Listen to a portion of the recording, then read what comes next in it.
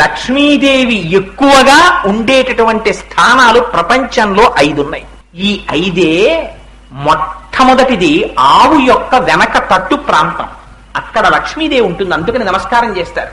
రెండోది ఏనుగు యొక్క కుంభస్థలం, ఏనుగు కుంభస్థలంలో లక్ష్మీదేవి ఉంటుంది.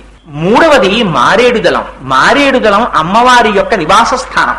నాలుగవది పద్మం, పద్మంలో అమ్మవారు ఉంటుంది. పద్మాననే పద్మవూరు పద్మాక్షి పద్మ సంభవే త్వమాం భజస్వ పద్మాక్షీం ఏన సౌఖ్యం లభామ్యహం అని కదా.